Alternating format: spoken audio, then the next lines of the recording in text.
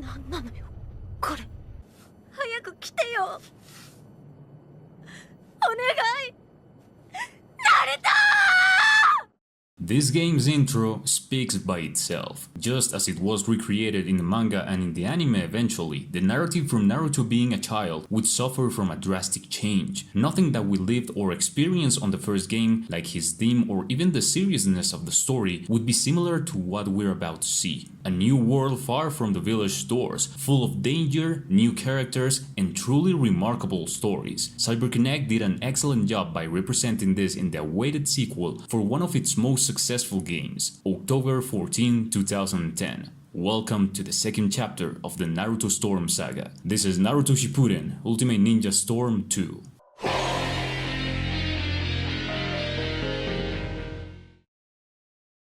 Let's keep up with the second chapter of the Naruto Storm saga. Let's get started. Naruto Shippuden Ultimate Ninja Storm 2 arrived for PS3 and Xbox 360 consoles. One of the first doubts that I had when I first started this game was how would the developers keep the line of the story from the village perspective, since one of the most beloved factors of the previous game was the open world village. Well, CyberConnect gave me an upside down answer. The navigation system map passed from free roam to a linear movement between zones. Everything had a different style, faithful to what is a Japanese manga but in color. The scenario feels a lot more full of genuine life. The NPCs don't feel just like 3D models standing by. Every activity that they pull off is linked with the environment, and it obviously feels a lot more believable than the first game. However, it's evident that this decision had some bad feedback coming from the players. The absence of the exploration that we had before affected them in a great scale, but although the reception was tough regarding this topic, I believe it was the right choice. They managed to target two very important aspects in this game's development: keep the majority of the most welcome elements in the exploration and connect them with the new sagas that we had on the story. Now you could technically get out of the village on foot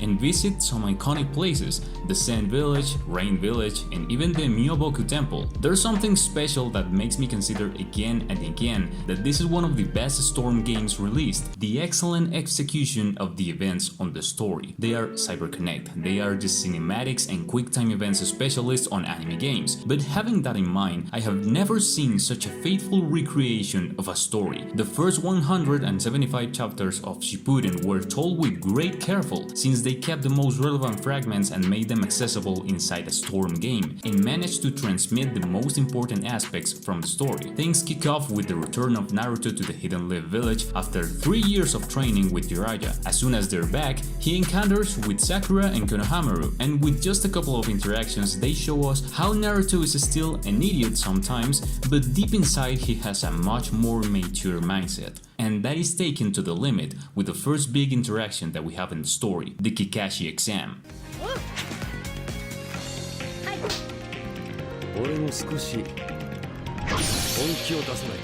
From the Sakura strength increase all the way to the reference from Naruto pulling off the 10,000 years of death on Kakashi, everything is condensed to demonstrate that these characters that someday were children, they are now well-grown adults. The developers decided to include some new mechanics for the story, like the friendship level with other characters, the healing system with objects, and a lot of changes regarding the combat system, but we'll talk about that later. The gameplay changes were not only reflected in the combat, but also in all of the big fights on the story. Aside from what happened with Storm 1 with the different mechanics against giant enemies, here they tried to go beyond. Our opponents had to be beaten in an environment that was favorable for them, having in mind their abilities.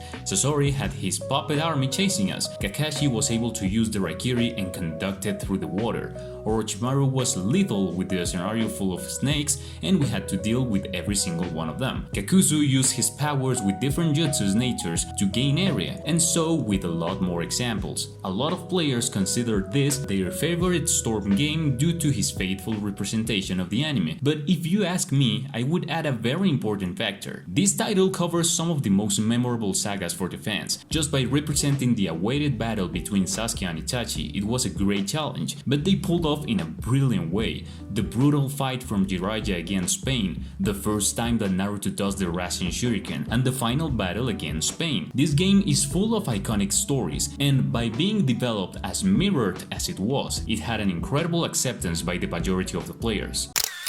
I want to do a parenthesis here. Much players think that the first 175 chapters of the story were greatly represented here, but I wouldn't totally agree with that. Yes, it is a pretty good representation, but I would like to highlight some points that in my opinion it could have been better. Asuma's death. They technically show it as some secondary character death from Assassin's Creed, and even though for many of you out there, Asuma could be a character without any narrative value, he is a fundamental part of the development of Shikamaru as a character. If someone would have skipped the Shippuden story and played this game to resume everything, he would have taken the wrong impression of what this arc meant for the characters. The game puts Naruto as the one and only responsible for the elimination of these Akatsuki members. It doesn't have an emphasis on the psychological mindset of Shikamaru, how he uses his greatest fears to take advantage of an incredibly tough situation, worthy of a character like Shikamaru, one of the best character arcs in all of Naruto. Watch it if you haven't already. Aside from that, I don't have a lot more to highlight. Skipping the Naruto transformation and the supposed Hinata death, they forgot the Master Frog, the temporal death of Kakashi, the Hinata dialogues with a lot of emotional impact,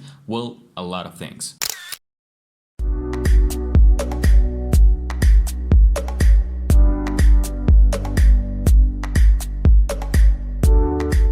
We all already know how this part of the story of Naruto ends, but we managed to have a little side to the Killer Bee character, which will have a lot of importance in upcoming games, and also we have Sasuke with the Akatsuki rope. The character roster increased substantially thanks to the adult versions of every single one of the characters, and their moves also got changed. Some other new characters were included like Sai, Karin, Suigetsu, Yugo, Chiyo, Sasori, Deidara, Yamato, Tobi, Kakuzu, Hiden, Asuma, Conan, Minato, Pain, and a special character from Tekken games, also published by Bandai Namco, Lars. It was very fun to play with this character that had such a different tone from the other ninjas. 42 characters in total. And now, with that being said, let's talk about the changes in the game's mechanics, the combat system.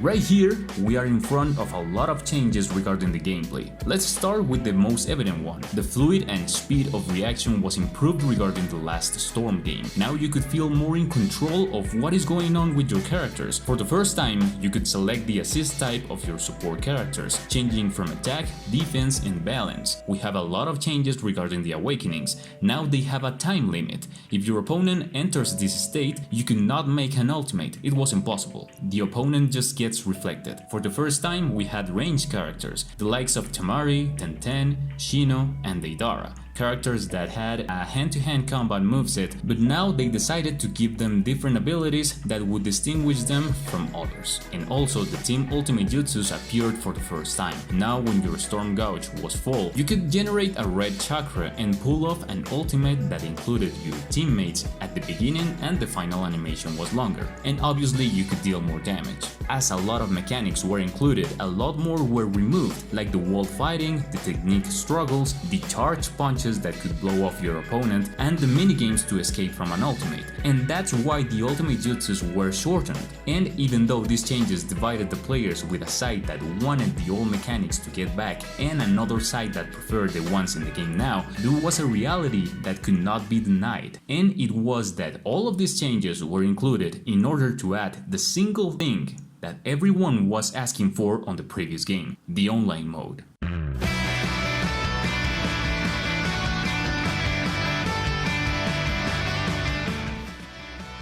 For the first time, the online matches were possible. Everyone could play in a level-based matchmaking that connected you with a similar level rival. The combats were frenetic, making use of every single possibility that you had to win. If you believed you were good at the game because you completed the story mode on hard, now you could prove yourself and going against players from all over the world. And obviously, as all fighting games, it had some major issues related to the servers. CyberConnect managed to satisfy these game mode expectations. と共に散れ